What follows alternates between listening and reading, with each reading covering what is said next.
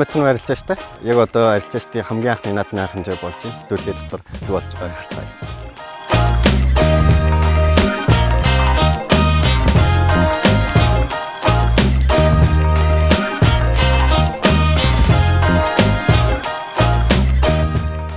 За хай. За сайн. За. Сайн явж ирвэ. Оо сайн явж байна. Ерөнхийдөө өнөөдрийн арга хэмжээ ерөнхийдөө хэр болж байгаа шүү байна. За ер нь бол гоё л болохын юм шиг байна тий. Ер нь анх удаа нөгөө ялангуяа энэ арилжаачдын нөгөө наадам гэдэг зүйл чинь би одоо 10 жил арилжаа хийж байна. Тэгэхдээ яг өмнөх одоо 10 жилийн хугацаанд наадам гэдэг зүйл юусоо байгаагүй. Ер нь бол арилжаачдын ганц шоул гэдэг үснээс яг ингээд наадам гэдгсэн чинь нэг цаанаас нэг огшот ч юм уу тий. Айгуу тийм нэг гоё мэдрэмжтэй юм байна. Айгуу бас баярлж гин одоо нөгөө трейдер гэдэг нэр зүгээд ингээд явж байгаа. Тэгээд ийм гоё юмд ингээд бас MFT брокер одоо урагдаад орж байгаа доо. Ер нь бол маш их баяртай байна. За хай. За сайн. За хизээр үдэн. Би сайхан нэг 30 минут юмэрсэн. Ахаа. Ер нь манай арга хэмжээ хэр яаж урхуулж байна? Амар гоё таалагдж байна. Ягаад тэгэхээр анх удаа бас Монгол ингээд трейдерс наадам гэж зохион байгуулж байгаа. Дээр нэмээд угаас зохион байгуулалт бол амар гоё. Өнөөрөний байдал юу нөр оролцох уу? Оролцсон. Оролцсон гэж бодож байгаа. Ерөнхийдөө юун дээр ярилцахаар юм төлөвлөж. За би болохоор угаасаа нэг урт хугацааны ярилцаа гэдэг свинг ярилцаа гэдэг байхгүй. Тэгмэд хугацаа жоох нэг хязгаарлалтууд байгаа болохоор тэгээд аль болох богино цагийн ярилцаа хийх гэж үзэндээ.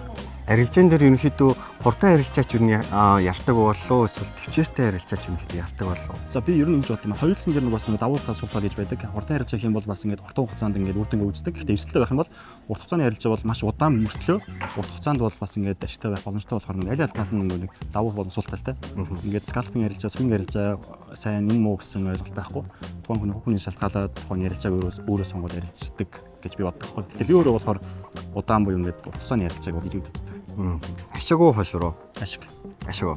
Хошор шүү. Ашигаар тэгэл хуушраа болж байгаа шүү дээ. Өнөөрөний байдалтай холбоотой асуулт асуухад ерөнхийдөө нөө өдөр тэр хэмжээний одоо ашиг ерөнхийдөө таргетлж ерөнхийдөө харж байна. За би болохоор одоо нэг $1000 баланстай гэсэн шүү дээ. Тэгэхээр би яг уг нь урт хугацааны ярилцаач байгаад байдаг. Тэсний хугацаанд хязгаарлалт байгаа байхгүй. За би бол болж өгвөл нэг 4000 гэж бодож байгаа. Вау. Бас нэлийн өндөр харж байгаа юм шүү дээ. Тэр өндөр нэлийн өндөр. Бас лерүү шиг өндөртэй байгаа. Гэхдээ нэг эрсдэлтэй. За манай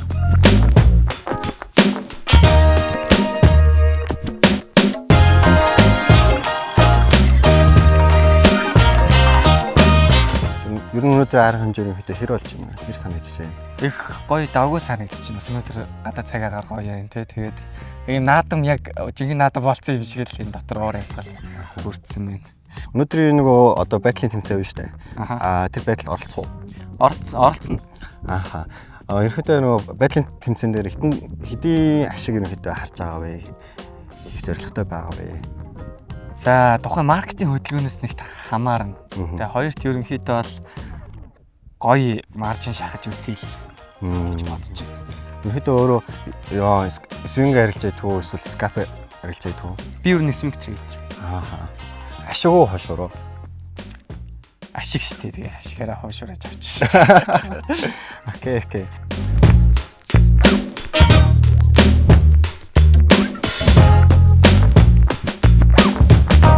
Сайн байна уу? Сайн уу?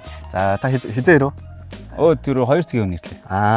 Ер нь манай арга хэмжээ ерөнхийдөө хэр болж өнгөрч байна уу? Гоё. Монгол уламжлалт дээдлээ. Тэгээд дээлээ өмсөд ирсэн. Гоё байна. Тэгээд хичнээн яг арилжаа яадаг те.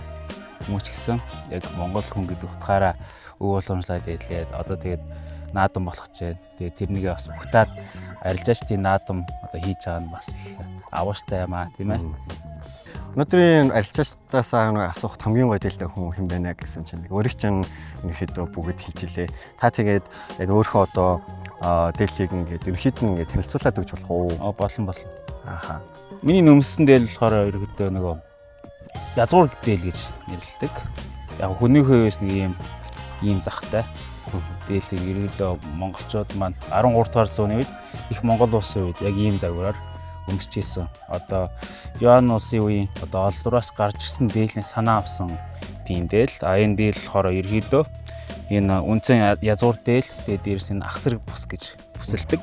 Энэ болохоор ахсраг гэдэг утга нь болохоор ном сум одоо бүх юм агсаж явдаг дайн тулаанда. Тийм болохоор энэ бүс бол одоо яг хүнийг одоо амийг тээж явдаг.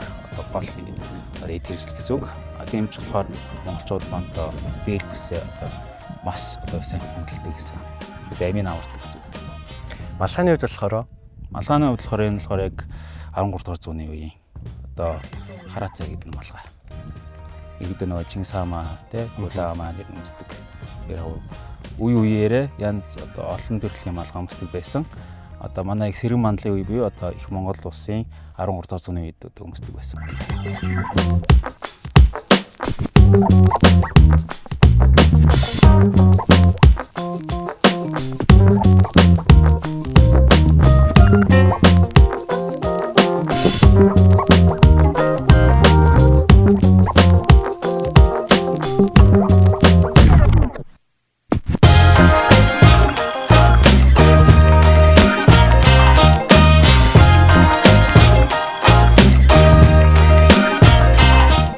За баярлалаа. За баярлалаа. За ер нь байранд барь эзлэн гэж ерөнхийдөө бодож ирсэн үү?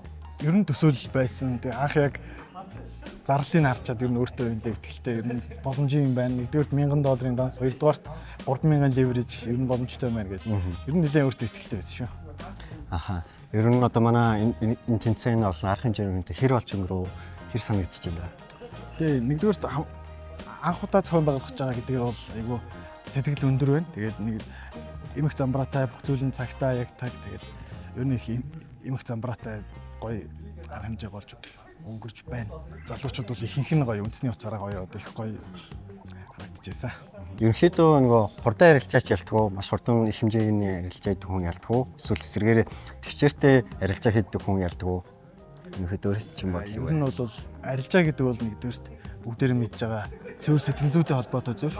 Тэгэхээр хурдан арилжаа гэдэг бол хурдан олоод буцаас өрүүлээд хурдан алдах боломжтой учраас хурд гэдэг бол жоохон бас яг арилжааны зах зээл дээр бол төдийлөн тохиромжгүй зүйл гэж үздэг. Тэгээд хурдан удаан гэхээсээ илүүтэйгээр зүгээр яг доктортой арилжаач л байдаг бол чи хэдий ч одоо хэдэн долларын ашиг хийдэг байсан ч гэсэн ер нь тэрийгэ доктортой хийж чаддаг бол тэрийг амжилттай арилжаач гэж хэлж болно. Скальпинг арилжаа хийдэг үү, эсвэл свинг арилжаа хийдэг үү? Дэй скальп гэх юм уу ерөөхдөө яг тийм амар скальп бол биш. Гэхдээ тийм амар свинг бол биш. Ерөөхдөө нэг доктор нэг арилж байгаа нэг цаг 2 цаг мөг барьдаг ч юм уу те. Ерөөхдөө нэг тиймэрхүү байдлаар арилждаг. Ерөнхийдөө арилжаад авгүй явж ивэл хойдортой ачаал. Тийм хойдортой. Үгүй болвол цацлаа харж байгаа ерөнхийдөө саачдаг. Тий. Нөхөн хотоо барийг эзлэхийн тулд одоо хэдэн долларын ашиг сайн хийж хийсэн бэ? $1000-оос эхлээд $7100 болгоод тэгэхээр цэвэр ашиг нь ерөөхдөө $6100 ашиг гэсэн үг. Тэгж орж ирж. Ашигөө хошроо. Би ашиг гэж хэлнэ. Аха. Яг гэх юм бол ашигаар хуушруу авчиж болно шүү дээ. Тий. За би ашиг гэж хэлнэ бэ. За баярлалаа. За баярлалаа. За баяр үрээ. Баярлалаа. Тэгвэл одоо манай энэхүү арга хэмжээний хамгийн гой сонирхолтой зүйлүүд юу вэ? Арга хэмжээ маань ер нь хэрхэн яаж одоо болоод өнгөрөө? За. Би Instagram-аас яг нэг яг тикет яг зарах үед би яг Instagram орж тараад тэгээд шууд тикетийг авсан. Ягаад гэвэл одоо ми мод point болохоор яг өөр юу ч авч хүрдэггүй тэгэл байжлаадаг. Тэгэхээр яг энэ тикет түрээдэг яг авсан. Тэгээд өмнө нь ерөөсөө нөгөө юм арилжаачдын би юм цугласан юмд нэг ч очиж үзээгүй амар очих амар хүсдэг байсан. Тэгээд энэ наад бол яг гоё яг ингээд ширээгээрээ бүрийн наадам дэрсэн бүх хүн л яг арилжаа яриад ханш яриад тэгэл өөртөө стратеги яриад тэгээд аюу гоё шинэ юм сонсныг тийм гоё байна. Scalping trade хийдэг үү эсвэл swing trade хийдэг үү? За би ойрын үед дандаа scalp хийж байгаа. Өмнө нь бол нэг day trade хийж үзчихсэн. Тэгээ одоо л илүү дан scalp хийдэг. Ерөнхийдөө одоо өөрөө ч энэ хугацаанд ингээд арилжаа хийгээд ерөнхийдөө арилжаачин болоод явж байхад ерөнхийдөө маш хурдтай одоо арилжаа хийдэг хүмүүс ялдах уу? Эсвэл маш төвчээртэй хүмүүс ялдах уу? Би бол бууж өгдөг хүмүүс ялдаг л гэж боддог. Бас гоё ярилт байна тийм. Хүмүүс ичнэж удаа дансааж тааж болно. Тэгээ ичнэж удаа 10 ногоолж болно. Тэгтээ тэгээд эцэстээ ашигтай. Тэгээд бууж өгөхгүй л яваад их юм бол эцэстээ ялах юм байна гэж би өөрөө бодоод тэгээд ер нь үргэлжлүүл явдаг. Тэгээ өмнө нь бол хэд хэд онлог байсан. Тэгээд одоо яг Окей. За баярлалаа.